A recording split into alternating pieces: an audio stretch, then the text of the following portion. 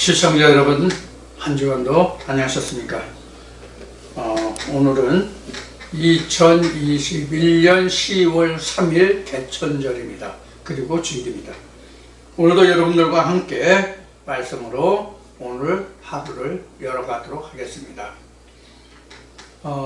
오늘은 지금 보도에 써져 있는 것 같이 아버지 보좌에 함께 앉는다는 것이 무엇이냐 하는 주제로 요한계시록 3장 21절의 말씀을 본문으로 여러분들과 함께 말씀을 나누기로 하겠습니다. 먼저 요한계시록 3장 21절, 22절 두 절 말씀을 보겠습니다.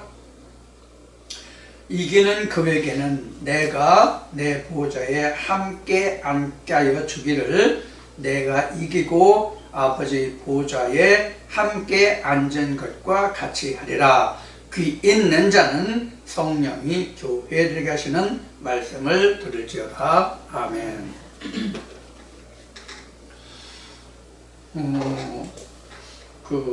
저와 함께 이 말씀으로 함께하는 저와 여러분들이나 또 그 신학을 바탕으로 해서 수많은 교회와 교회들에서 전해지는 말씀들을 통하여 수많은 사람들이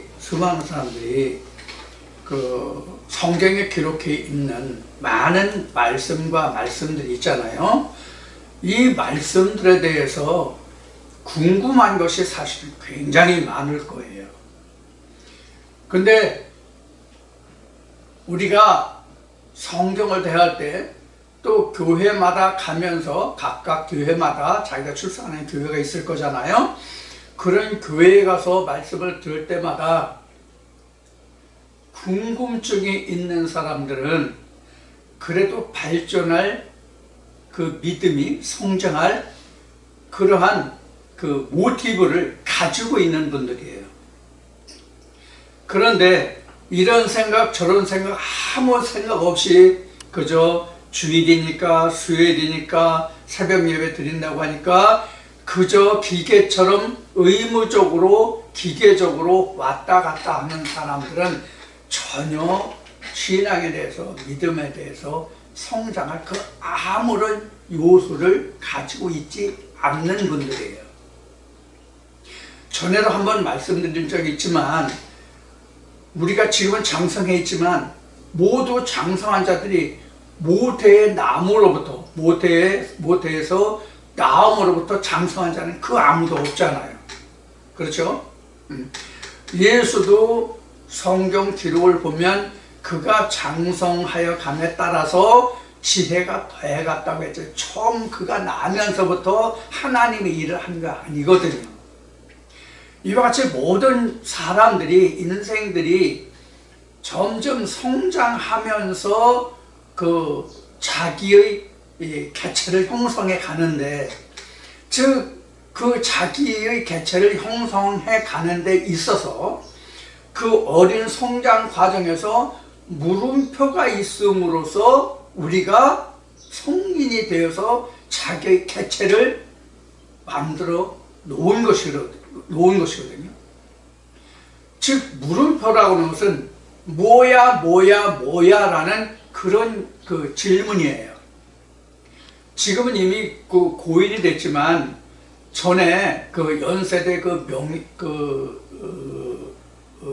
의대 교수였던 누구야? 이상구 박사인가? 그분이 있었죠. 그분이 이런 얘기를 한 적이 있어요. 그 부모가 늙어서 치매에 걸렸어요. 그래서 아들한테 매일 똑같은 것을 질문을 엄청 많이 해대는 거예요. 부모님이 이제 그 치매에 걸렸으니까. 그래서 매일 까치를 보면서 아들아 얘야 저게 뭐냐 그러면 네 까치예요. 그걸 하루에도 수십 번씩 물어봤다는 거예요. 그러니까 이제 아들 녀석이 나중에 짜증 나니까 아니 그 까치라고 몇 번을 얘기했냐고 이제 짜증을 냈어요. 그랬더니 그 부모가 그때는 제정신이 들어와서 온정신으로 돌아와서 있는 상태였는지 모르겠지만 이렇게 얘기를 하더랍니다. 아들한테. 얘야, 나는 그거 몇 번 부르니 안 물어봤는데 넌 그걸 가지고 화내니? 너는 어렸을 때에 수백 번도 물어봤다. 그래 나는 짜증 안 내고 너한테 알려줬다, 말해줬다. 이렇게 얘기를 하더라는 거예요. 자, 이와 같이 우리는 그 성장하는 과정에 있어서 물음표가 곧 자기를 형성한다. 이렇게 해도 과언이 아니에요. 물음표가. 학교 다닐 때에도 같은 것일지라도 어떠한 사고력과 방식을 가지고 그에 대한 질문을 하느냐에 따라서 우리는 그 사람의 학업 성취라든가 나중의 진로라든가 그 결과가 전혀 달라요. 예를 들어서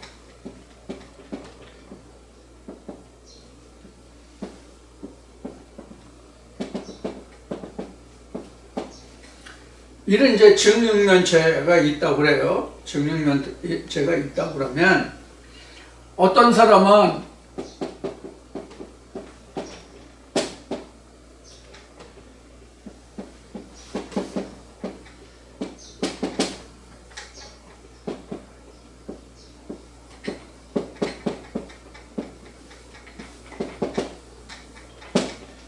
이렇게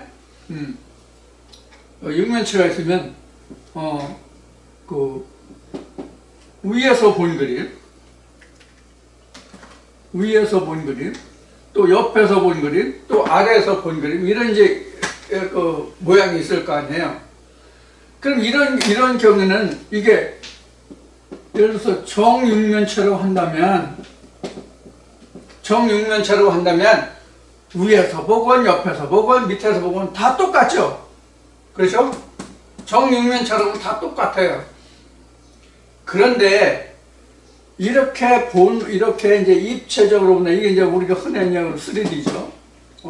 이렇게 정육면체로 본다면 이걸 어느 쪽으로 보든지 간에 다 똑같은 정사각형일 거란 말이에요. 근데 이것을 단면으로 본다면 어떤 사람은 정사각형을 보는가 하면은 어떤 사람은 3D로 보면 입체 이 그릇이라는 것을 생각할 수 있단 말이에요. 표면적으로 봤을 때는 어떤 사람은 이 사각을 보는가 하면 어떤 사람은 입체적으로 그릇을 본단 말이에요.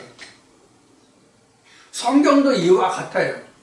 성경도 누구든지 표면적으로 보면 다 이렇게 정사각형으로 볼 수 있어요. 즉 그냥 다 누구나 다 똑같이 보는 성경이다. 이와 같이 생각할 수 있단 말이에요. 그러면 지금 계시록 3장인데 나중에 성전을 청량해보니까 하나님의 청량, 즉 사람의 청량이라고 나오죠. 청량을 해보니까 장광고가 같더라 이런 말씀이 나오잖아요. 이게 바로 뭐냐면 입체로 봤다는 얘기거든요. 이게 입체로 봤다는 얘기인데 평면을 볼 것 같으면 이렇게 보이잖아요. 이렇게 장광고가 보이지 않고 길이만 보인다든가 넓이만 보인다든가 높이만 보인다든가 이럴 거 아니에요.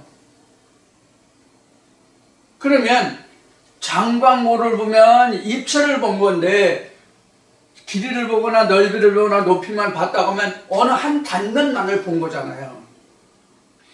여기에서 나온 얘기가 장님이 코끼리를 봤다는 비유와 같은 거예요. 이와 같이 우리가 성경을 볼 때에 어떠한 각도로 어떻게 조명해 보느냐에 따라서 하나님의 말씀이 전혀 다르게 우리에게 다가와요. 전혀 다르게 다가온다고. 이것이 뭐냐 하면 바로 물음표예요.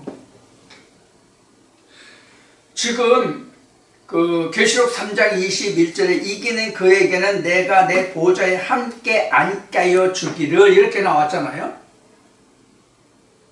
그럼 우리가 신학적으로 가장 일반적인 면만 놓고 생각한다. 신학이 가르치는, 신학이 전하는 성경, 즉 천국에 관해서 우리가 본다면 하나님 나라에 간다 이렇게만 이야기하지 예수의 영이 사도 요한에게 말하고 보여준 것과 같이 내가 아버지의 보좌에 앉은 것 같이 이러한 그 이야기를 우리가 듣지 못하잖아요. 자, 봅시다. 계시록 3장 21절 보자고요. 이기는 그에게는 내가 내 보좌에 함께 앉게 하여 주기를 내가 이기고 아버지의 보좌에 함께 앉은 것과 같이 하리라. 그러니까 이 얘기를 다시 하면, 다시 얘기하면 예수가 아버지의 보좌에 앉아 있잖아요. 그럼 이기는 그에게는, 즉 아시아 7교회에 당부하고 일은 부탁한 그런 것들을 다 행해서 그것을 내 그 계명을 지키면 내가 하나님 보좌에 앉는 것 같이, 아버지의 보좌에 앉는 것 같이 너도 그 보좌에 앉게 하리라, 이렇게 얘기한 거란 말이에요. 그러면 우리가 일반적으로 생각할 때는 방금 말한 바와 같이 우리가 천국에 간다, 하나님 나라에 간다, 이와 같이 얘기했지, 지금 계시록 3장 21절에 말하는 바와 같이 하나님 보좌에 앉게 해주겠다는 이것까지를 우리가 확실하게 말하여 주는 교회가 사실은 거의 없죠. 또 말한다 할지라도 어떻게 그 보좌에 앉느냐 하는 것을 말하는 사람이 없죠. 왜 말을 안 할까요? 못 할까요? 저는 못한다고 봅니다. 왜? 모르니까. 내가 그러한 자리에, 그러한 위치에, 그러한 말씀의 그 각도에 내가 그 위치해 보지 못했기 때문에, 즉 내가 그것을 체험하지 못했기 때문에, 경험해 보지 못했기 때문에 그렇단 말이에요. 그래서 전에 제가 한 말이 어느 집 짜장면 맛이 좋다는데 그 짜장면 집에 가서 그 짜장을 먹어보지 않는 사람에게 그 집 짜장면 맛이 어떠하다라고 이야기하면 먹어본 사람이 느끼는 말하는 그것과 그냥 말로만 듣고 그런가 보다 하는 사람과 그 느낌이 같을까요? 틀릴까요? 전혀 다르죠. 이와 같다는 거예요, 천국이. 그래서 어떤 목사는 늘 단에 서서 설교할 때마다 이렇다 저렇다라고 단정적으로 결정적인 말을 하는 것이 아니라 그럴까 합니다, 이럴까 합니다, 그럴까 합니다, 이런 식으로 설교를 했다고 그래요. 그래서 나중에 가보니까 그 목사가 이야기한 것과 다르거든요. 그 교회 식구가 그 교회 단위 출석하는 사람이 죽어서 가보니까 그 목사가 단에서 설교한 것과 내용이 달라. 그래서 그 성도가 그 목사한테 따졌답니다. 아니 목사님 이렇게 설교했잖아요, 저렇게 이렇다고 저렇다고 그렇다고 설교했잖아요, 보니까 아니잖아요, 이렇게 따졌답니다. 그러니까 그 목사가 하는 말이 내가 언제 이렇다 저렇다 그렇다라고 말했습니까? 이럴까 합니다, 저럴까 합니다, 그럴까 합니다 라고 얘기했잖아요, 이렇게 얘기를 했다고 합니다. 물론 이게 우스갯소리죠. 우스갯소리예요. 우스갯소리지만 한 1년에 단편으로 이야기한 것이지만 성경이 이와 같다는 거예요. 이와 같다는 뜻은 무엇이냐면 자기가 보고 안 만큼 위에 더 말할 수가 없어요. 그래서 사도 바울은 내가 셋째 하늘에 갔다 왔다고 말하는 거예요. 셋째 하늘에. 셋째 하늘에 갔다 온 사람은 아버지의 보좌에 앉는다는 것이 무엇인지 알거든요. 그럼 여러분들 지금 아버지의 보좌에 함께 앉는다는 것이 무엇이냐, 이것을 지금 이 시간 나누려고 그러는데, 그러면 지금 아버지의 보좌에 함께 한다는 그 뜻이 여러분들 그동안 저하고 함께 말씀을 나눈 것을 바탕으로 한다면 무엇이 아버지의 보좌에 예수가 앉은 것 같이 앉는다고 하는 것일까요? 여러분들 퍼뜩 떠오르는 말씀이 어느 말씀이 생각이 납니까? 성경 어떤 말씀이 생각이 납니까? 좀 더 범위를 좁혀드릴까요? 계시록 공부했죠? 계시록 금년 3월 달에 끝났습니다. 지난해 늦게 시작해가지고 금년 3월 달에 끝났습니다.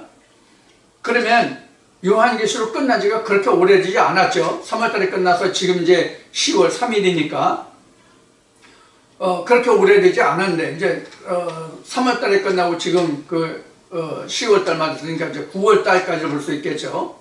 이제 10월 3일이니까. 그러면 3월 달로서 4월 달로, 4월 달로 보면 4, 5, 6, 7, 8, 9, 6달 지났어요. 그러면 계시록 중에서 가장 늦게 끝난 게 22장이 가장 늦게 끝났겠죠? 그 앞에는 21장이겠죠? 그 앞에는 20장이겠죠? 19장, 18장 이렇게 거슬러 올라가겠죠? 늦은 순으로 따져서 올라간다면. 그럼 가장 늦게 끝난 것이 22장이고 그 다음에 21장이죠. 그러면 여러분들 끝에서부터 요한계시록 끝에서부터 거슬러 올라가면 그 답이 있어요. 어디에 있습니까? 조금 전에 청량이라는 얘기 했잖아요. 잠깐 보고 갔더니 청량이라는 얘기 했잖아요. 이거 21장이에요. 창이란데 계시록 21장. 계시록 21장에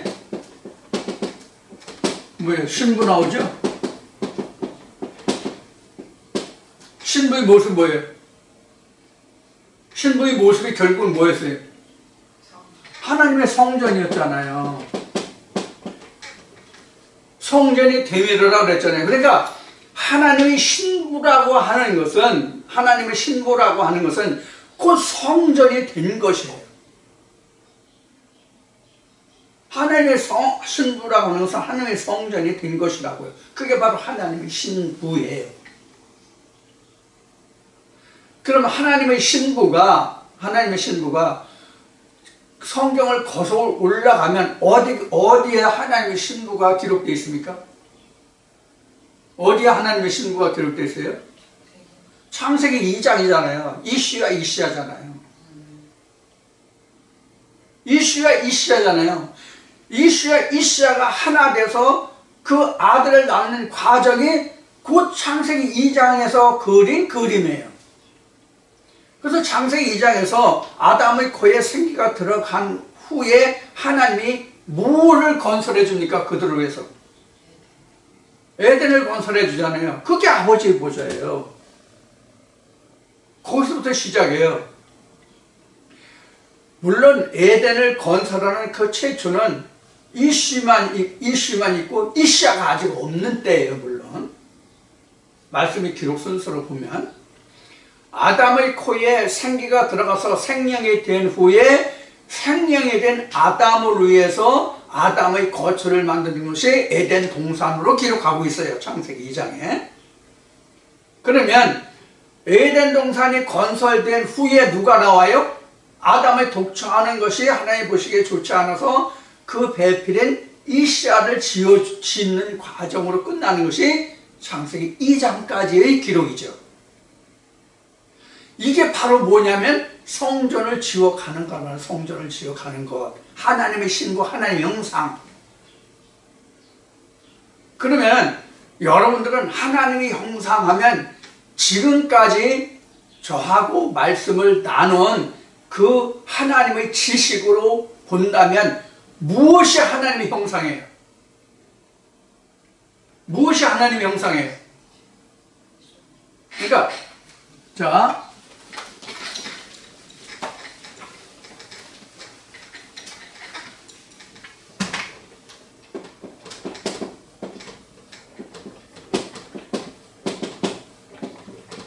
하나님의 형상은 무엇이냐는 거예요. 하나님의 형상이 뭐가 하나님의 형상이에요? 하나님의 형상이요, 지극히 단순해요. 지성소가 하나님의 형상이에요. 지성소가 하나님의 형상이에요. 그럼 지성소는 뭐가 있어요?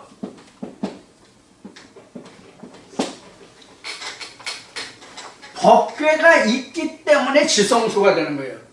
자, 이것을 하나님이 모세에게 장막을 지으라고 했을 때 장막이 있게 된 동기가 뭐예요? 법궤죠?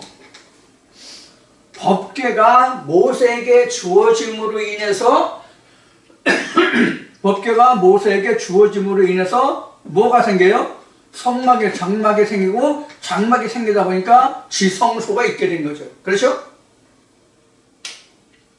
이것을 각자에게 접목을 시켜봐요. 이것을 각자에게 접목을 시켜보자고요. 하나님의 말씀이 내게 있어야만, 하나님의 말씀이 신비에 새겨진 하나님의 말씀이 내게 있어야만 뭐가 생겨요? 법궤가 생기는 거죠. 어디에? 마음에.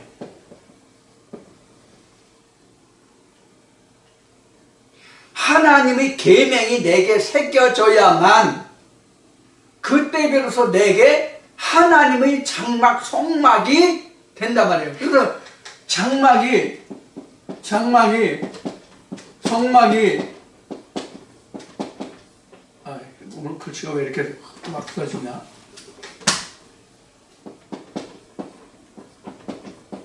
성전으로 되잖아요. 여러분들 장막, 성막, 성전 이 관계를 이해하시고 들으셨나요?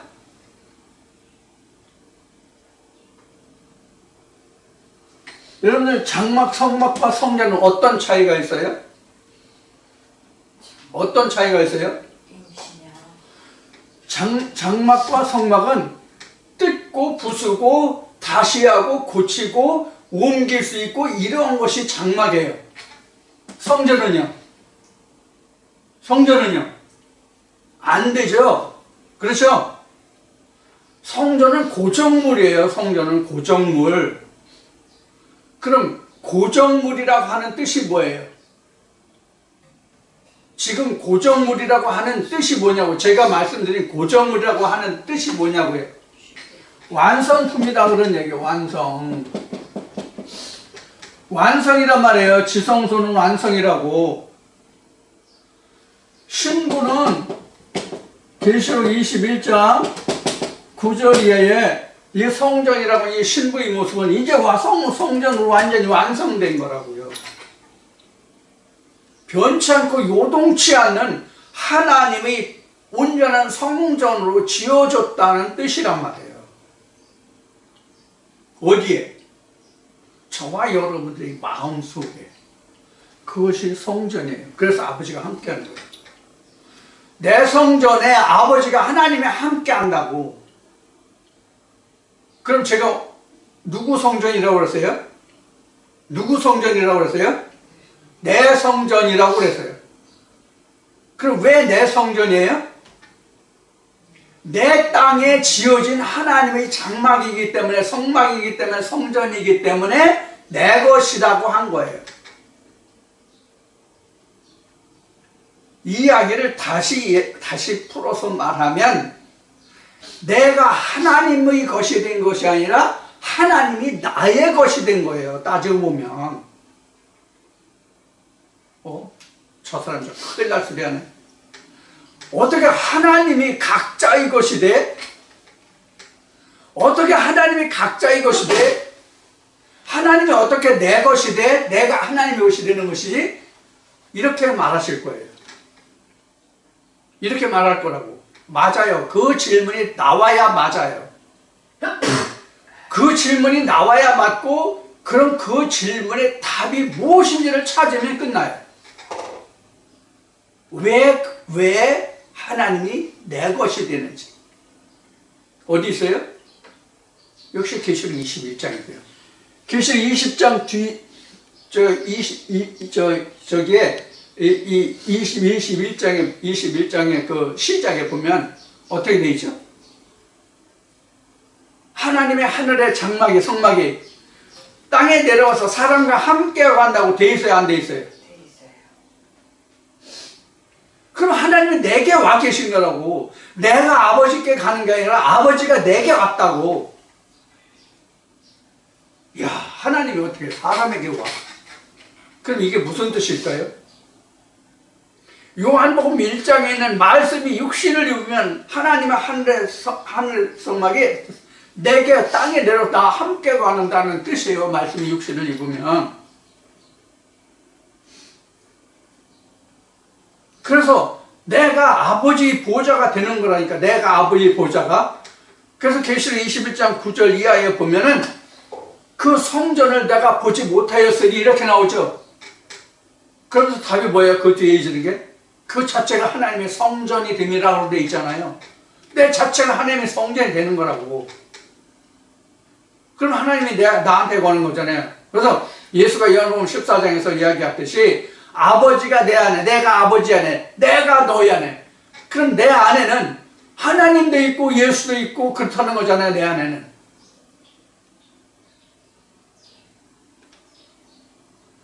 이런 말씀을 가지고 삼위일체니 뭐니까 제1위, 2위, 3위 뭐 이런 그 말들 설설설들이 그냥 읽지도 않은 설익은 말들을 많이 하는데, 세상에서는 이것도 어느 동영상에 있을 텐데, 세상에서는 아무리 부모와 자식 간에 친밀한 관계를 가졌다 할지라도 아버지가 내 안에, 내가 아버지 안에 이렇게 할 수가 없어요. 육신적으로는. 근데 하나님 안에서는 내 안에 모든 것이 하나가 돼요. 하나님만이 내 안에서 모든 것이 하나가 된다고요. 그래서 하나님 안에서는 성경에 기록된 대로, 바울이 지적한 대로 족보를 잘하는 게 아니에요. 혈통을 잘하는 게 아니에요. 하나님 안에서는 하나님과 내가 영원부터 영원까지 일대예요. 일대. 하나님 안에서는 대가 없다고, 족보 이야기가 필요 없다고. 물론 마태복음 1장이나 창세기 5장을 보면 아담의 계보가 나오고 마태복음에서는 예수 그리스도의 계보 족보가 나오지만 하나님과 우리 사이에는 족보가 없다고. 그럼 족보가 없으면 뭐가 같아요? 족보가 없으면 뭐가 같아요? 멜기세덱의 반차를 쫓는 자와 같은 거예요. 이게 아버지의 보좌에 앉는다는 거예요.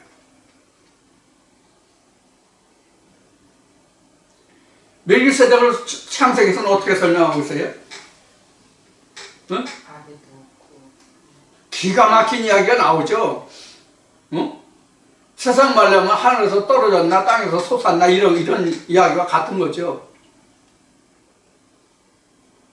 자, 우리가 그래서 성경을 볼 때에 그냥 무심코 보면 성경은 성경이 아니에요. 무심코 보면 성경이 아니라고. 그럼 성경이 성경되게 하려면, 즉 하나님이 하나님 되게 하려면 우리에겐 무엇이 필요하냐면 무한한 물음표가 필요해요. 무한한 물음표가 필요해요. 에베소 4장에 보면 하나님도 예수도 성령도 구원도 전부 다 하나라고 돼 있어요. 하나라고 돼 있다고. 그럼 하나님이 하나고 예수도 하나고 말씀도 하나고 다 하나라고 한다면, 하나님이 한 분이니까 예수가 하나님의 보좌에 앉았어. 그럼 내가 앉을 보좌가 있다 없다? 없잖아. 그럼 예수는 계시록 3장 21절에서 그 보좌에 우리도 앉게 하겠다고 하잖아 지금. 그럼 계시록이 거짓말이죠? 응? 내가 앉을 자리가 없다면 예수 한 말은 거짓말이잖아. 아니 성경 뭐로 이거 뭐로 봐 이거 피곤하게. 뭐로 성경을 상고하냐고. 영생이 있다고 예수는 얘기했지만 너희가 성경에 영생이 있는 줄 알고 성경을 상고하거니와 그것이 나에 가는 것이다라고 말했지만, 아니 예수가 이와 같은 황당한 얘기를, 쓸데없는 얘기를 기록해 놓은 것이라면 이 성경 왜 상고하냐고. 머리 아프게 왜 입 아프게 이렇게 떠드냐고. 되지도 않을 거, 말도 안 되는 그런 황당무계한 것을 기록해 놓은 것이라면, 제가 젊은 시절 들은 것 같이 우리나라 역사도 다 모르는데 왜 이스라엘의 역사책을 놓고 우리가 그것을 하나님이라고 예수라고 구세주라고 믿어야 하느냐라고 하는 사람들이 많이 있는데, 지금도 있는지 모르겠지만, 지금 이 시대에도 있는지 모르겠지만, 제가 젊은 시절엔 그런 사람들이 많았거든요. 제가 30, 40대 시절에.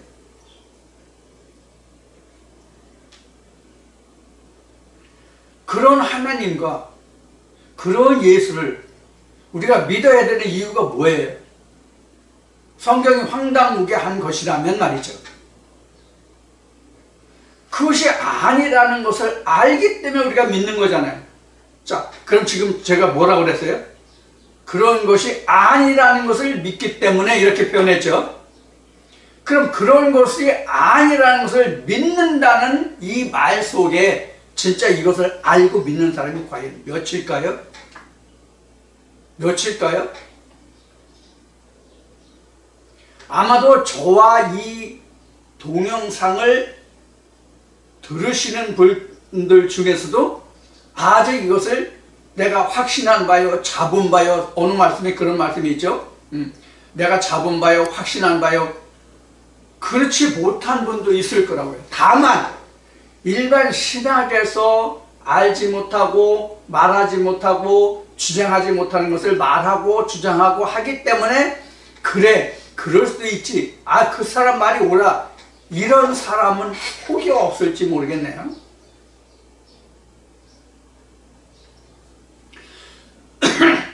우리가 성경을 이해한다는 것은 방금 전에 사도 바울이 셋째 하늘을 언급했듯이 나도 제가 전해드린 이 말씀을 통해서 나도라는 것은 각자예요.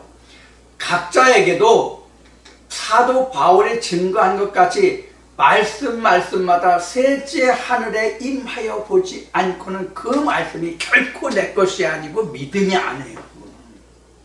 그냥 사람의 지식 수준으로 알고 있는 사람의 인간의 지식에 불과한 거예요.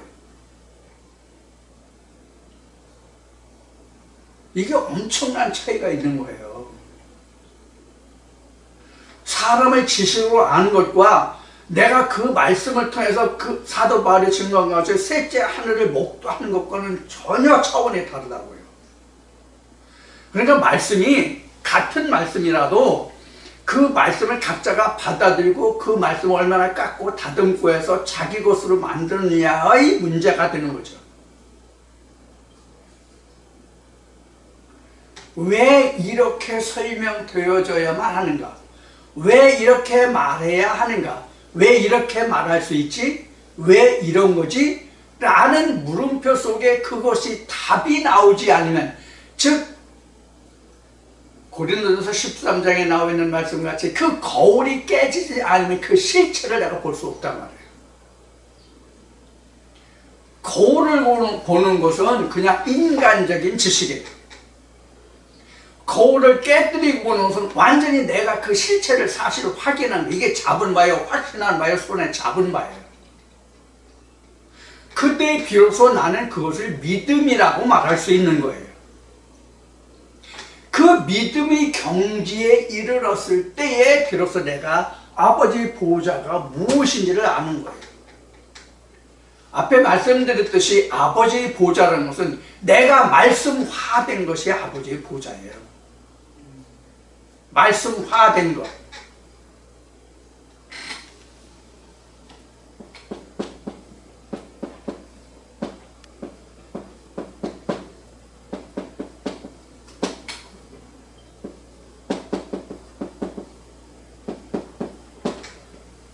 성경으로 되다.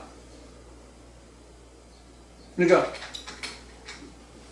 내가 그 무식한 영어로 그냥 become a Bible이 되는 거예요. become a Bible. 내가 성경이 되는 거예요. 이게 하나님의 형상이에요. 창세기로 말하면 하나님의 형상, 우리 형상대로 사람을 짓자 하시고, 그래서 사람이라고 하는 것은 하나님의 말씀의 육신을 입은 자, 요한복음 1장으로 하면 하나님의 말씀이 육신을 입은 자가 창세기 1장의 우리 형상이에요.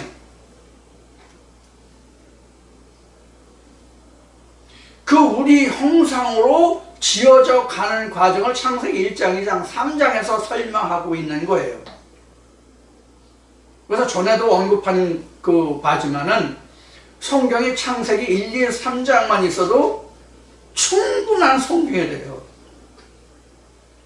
창세기 1, 2, 3장만 있어도 물음표를 계속 붙여나간다면 창세기 1장에서 3장까지만 해도 요한계시록까지 갈 수 있는 말씀이 된다고요. 그렇게 됐을 때에만 내가 아버지의 보좌가 무엇인지 온전히 확실히 내가 밝히 드러나요.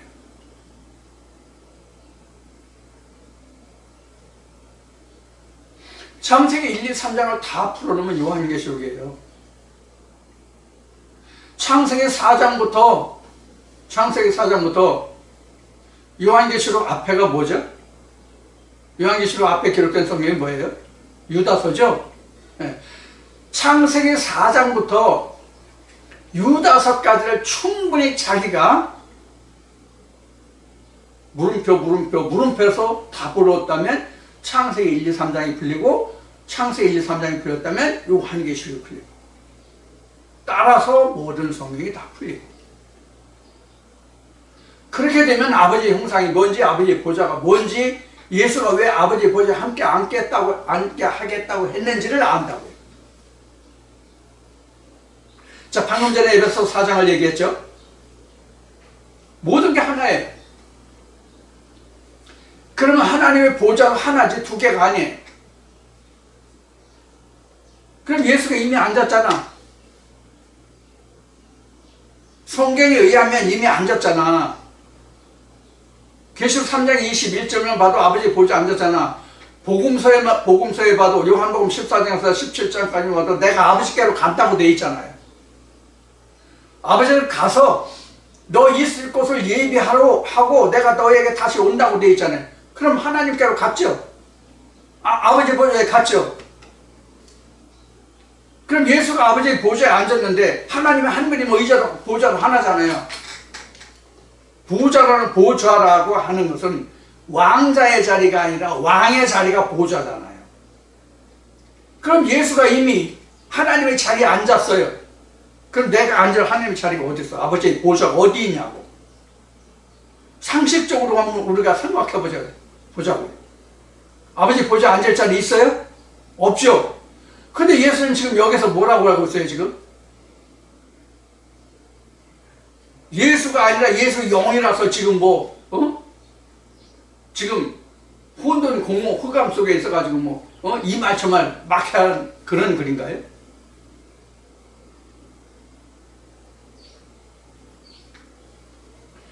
자, 히브리에서 보면 유언이라는 말이 나오죠.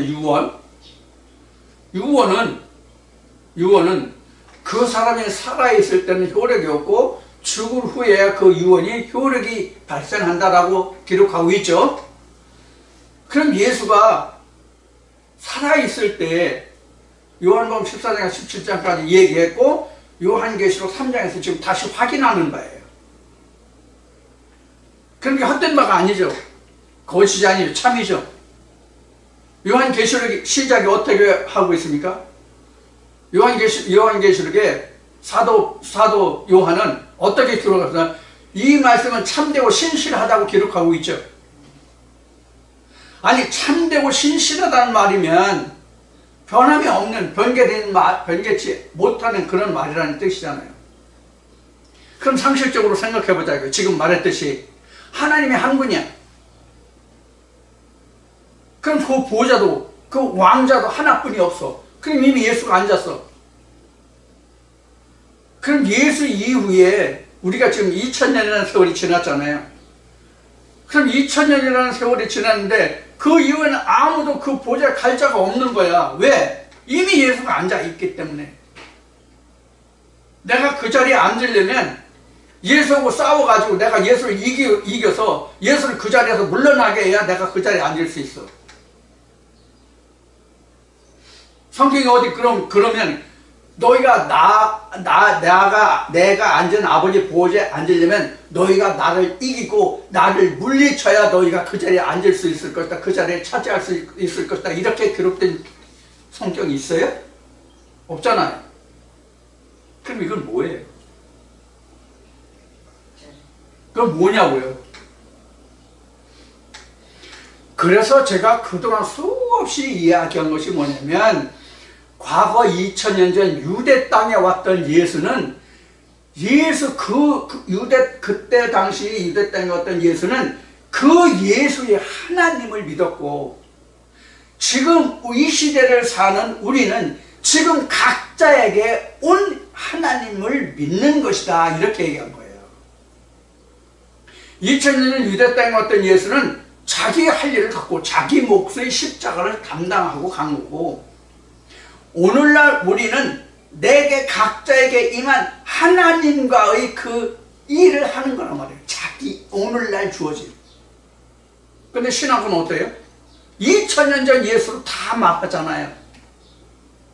2000년 전 유대 땅에 왔던 예수의 그 모든 모습으로 말하잖아요. 지금 나와 함께하는 하나님과 예수를 말하는 게 아니잖아요.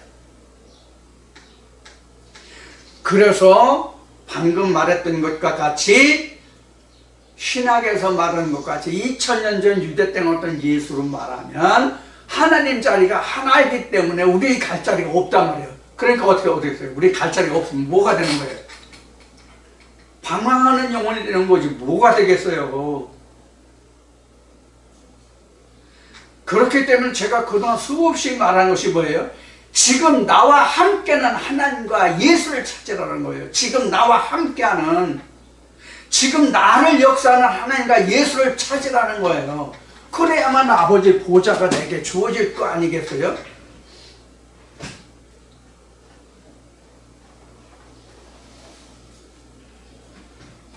우리가 이렇게 아무런 생각 없이, 아무런 의문도 없이 그저 이렇게 하면 천국 가고 이렇게 하면 잘 먹고 잘 살고 뭐 이런 것에 우리가 매몰돼 가지고 성경을 너무 우리가 안일하게 대하고 있다고.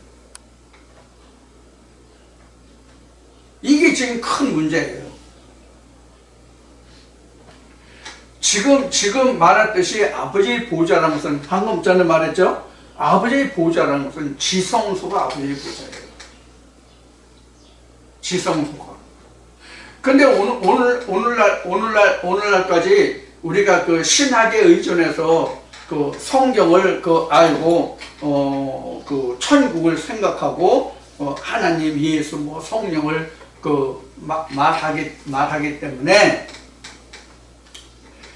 우리가 내리에 생각에 염두에 두고 있는 것이 어느 날 언젠가 내가 알지 못하는 그런 자리에 임할 것으로 생각하는 사람들이 많단 말이에요. 그래서 우리가 아버지 보좌라는 것을 우리가 정리를 한다면 방금 말했고 앞에도 말했듯이 내가 지성소가 되네요. 그럼 지성소가 된다는 게 뭐죠? 법궤라고 얘기했죠. 그래서 말씀을 받아 가진 자란 말이에요. 말씀을 받아 가진 자. 그래서 내가 말씀을 받아 가진 자가 되면 말씀이 거할 자리가 되잖아요. 신비가 되잖아요. 법궤가 되잖아요. 그 자체가 바로 아버지의 보좌란 말이에요. 그러면 지금 우리에게 각자에게 와 계신 하나님과 예수가 내 안에 있단 말이에요. 그래서 예수가 앉은 그 보좌는 그때 당시에 예수에게 하나님이 명하시고 당부하시고 분부하신 그 일을 감당한 만큼의 상급이라고 그럴까? 아버지 보좌가 만들어졌다면 오늘날 우리에게는 각자에게 말씀이 어떻게 임해서 그 말씀을 내가 어떻게 수행했느냐에 따라서 내 보좌가 결정이 된단 말이에요. 그게 유월이에요. 마치 세베대의 어머니가 두 아들을 데려왔다가 예수 앞에 와서 당신의 나라가 임하거든 내 두 아들을 당신 나라에서 좌의정 우의정 시켜주십시오 라고 말했을 때, 부탁했을 때에 예수가 한 말이 뭐예요?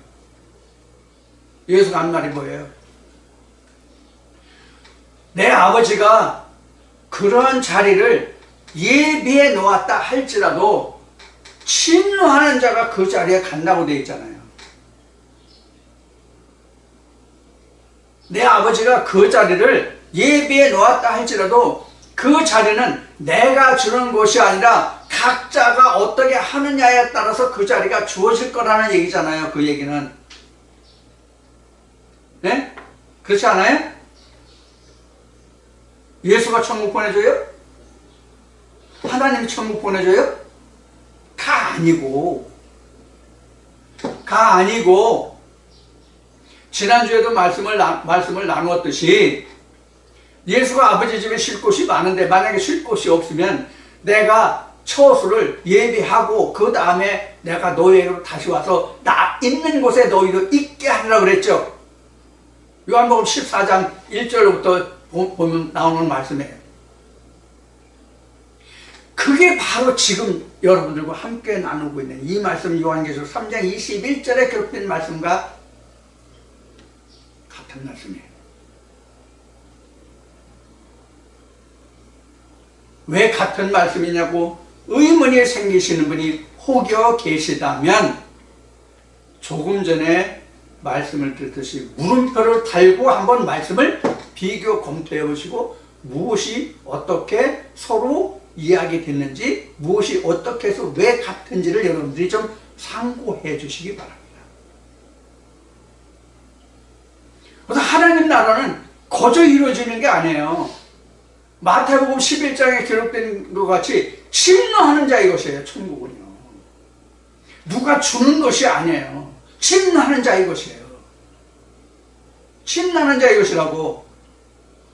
하나님이 누구를 위하여 예배하였든지 간에 침노하는 자의 것이라니까. 그러니까 여러분들도 그 자리를 차지할 수 있도록 여러분들도 침노하는 자가 되시기를 당부드립니다. 침노하는 자의 것이에요.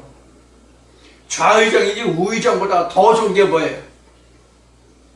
고린도전서에서 사도 바울이 은사론을 말하면서 고린도전서 12장 끝에 뭐라고 되어 있어요? 너희는 이보다 더 좋은 것을 삼아라고 되어 있죠. 세베대의 어미같이 뭐 좌의정 우의정을 생각하지 말고 그보다 더 좋은 아버지의 보좌를 노리라니까. 침노하라니까.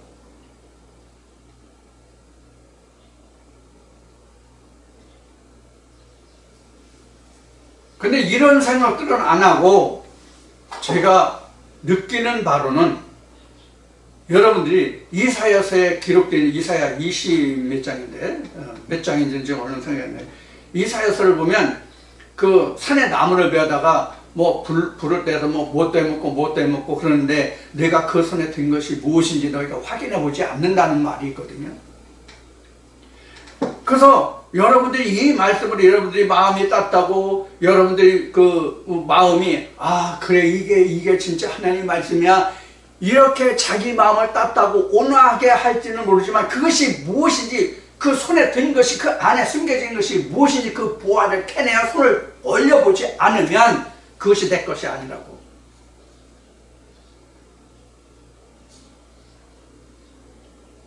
이해하시겠어요? 무슨 뜻인지요?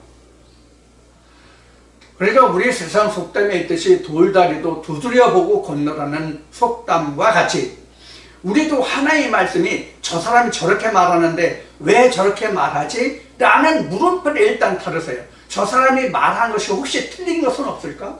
아닌 것은 없을까? 아니면 그보다 더 좋고 좋은 것, 보배로운 것, 더 감춰진 것, 저 사람이 아직 말하지 못하고 알지 못하는 것은 없을까 하는 물음표를 항상 달고 이 말씀을 들으시라고. 그래야만 이 말씀이 여러분들의 것이 됩니다. 우리 액면이라는 얘기를 하잖아요. 액면. 이 액면이라는 얘기는 경제 용어가 되겠는데, 경제에서 주식을 말하는데, 주식이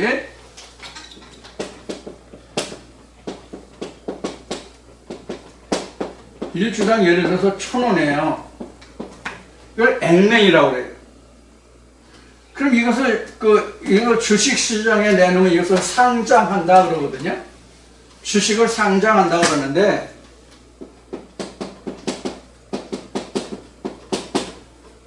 상장하는데 이걸 주당 그냥 이렇게 씁시다.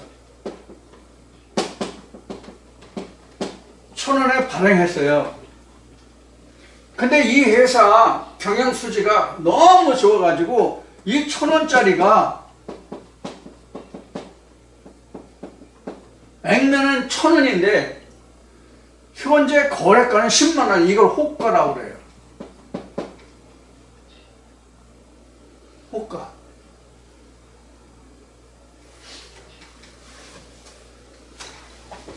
무슨 얘기를 하고자 하느냐면 누구에게나 말씀은 똑같은 말씀이에요. 본문적으로 표면적으로 누구에게나 똑같은 말씀이에요. 근데 그 똑같은 일주당의 말씀을, 즉 한 단어의 말씀을 어떻게 내가 갈고 닦고 다듬어서 그 말씀을 내 것으로 만드느냐에 따라서 호가는 이렇게도 변화할 수 있다는 걸 말하는 거예요. 하나의 말씀이 이래요. 성경이 이래요. 그래서 성경은 이 천국을 각종 부화로 표현한 것이 바로 이러한 뜻이에요. 요걸 그대로 있으면 이건 한 문화와 한 달란트와 똑같은 거예요. 자기 마음속에만 묻어두고 그래 말씀이 이렇게 준 거야. 이게 진짜 하나님의 말씀이 하고 그대로 묻어만 두고 그 말씀으로 장사를 하지 않으면, 즉 그 말씀이 자라나지 않으면 호가가 없는 거, 호가가 안 올라. 한 말씀 그대로 있는 거지. 호가가 없어. 그럼 이거 내 거 아니라니까 나중에 뺏긴다니까?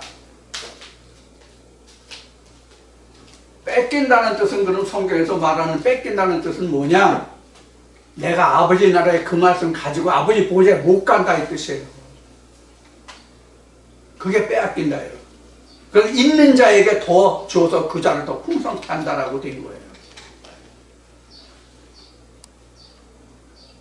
여러분들 지금까지 저와 함께 말씀을 나누시면서 함께 제가 전하는 이 말씀을 들으시면서 여러분들은 어떠한 천국을 무화과나무 포도원을 여러분들은 관리했습니까? 항상 두릅하고 거름 주었습니까?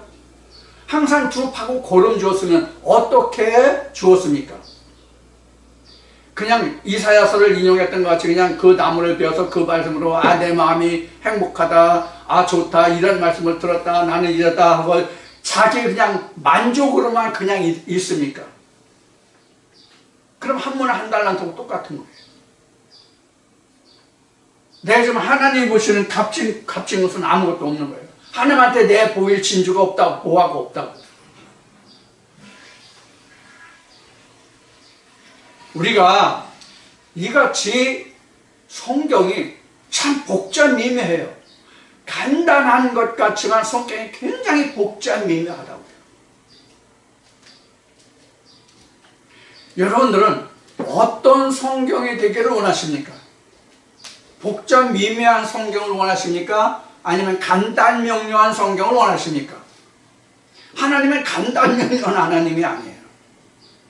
복잡미묘한 하나님. 기기묘묘하다는 단어가 성경에 나올 거요?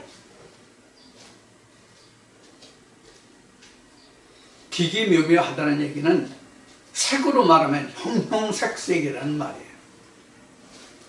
그래서 스가랴 6장이나 계시록 6장에 보면 여러 가지 색의 말들이, 바람들이 나오는 거예요. 그래서 세상 속담에는 개 눈에는 똥만 보인다는 속담이 있죠. 그래서 우리가 어떤 시각으로, 어떤 마음으로, 어떤 각도로 하나님의 말씀을 보느냐, 물음표를 다느냐에 따라서 하나님은 답을 형형색색으로 우리에게 줘요. 세상을 원하면 세상으로 보여주시고 세상의 색으로. 무슨 뜻인지 아시겠죠? 자, 이와 같이 성경은 우리에게 참으로 복잡하고도 기기묘묘한 형형색색으로 다가오는 말씀이 바로 성경이에요. 어느 날 어느 순간에는 이렇게 생각했다가 또 다른 어느 날 어느 시각에는 저런 모양 저런 색깔로 나타나고 보이시는 것이 성경이고 하나님이고 예수의 성령이에요. 그 중에서 참 하나님과 유일하신 참 하나님과 예수 그리스도가 무엇인지를 찾아내는 것이 곧 아버지의 보좌에 앉는 거예요. 다시 말씀드려요. 많은 말씀들 중에서 오늘은 이러한 각도와 이러한 빛깔과 이러한 모양으로, 다른 어느 날 어떤 시간에는 저러한 모양과 색깔과 모양으로, 그런 그 중에서 예수가 말한 것 같이 유일하신 참 하나님과 그의 보내신 자 예수가 무엇인지를 찾아내면 그것이 곧 아버지의 보좌, 하나님의 보좌라, 그런 얘기예요. 그것을 찾아가는 거예요. 그것을 찾아가는 거예요. 지금 이 시간 여러분들과 함께 나눈 이 말씀 속에서 여러분들이 지금까지 생각하고 걸어온 믿음의 발자취를 더듬어서 내가 아버지의 보좌에 예수가 앉은 것 같이 앉으려면 내가 어떠한 모습으로 어떠한 모양으로 내가 하나님을 선거하고 어떻게 하나님을 찾아갈 것인가 하는 것을, 하나님이 어떻게 나와 함께하는, 하늘의 장막이 나와 함께하는 하나님이 될 수 있을까 하는 것을 여러분들이 깊이 생각하시는 그런 말씀이 되기를 바라고 잠시 쉬었다가 다시 뵙겠습니다.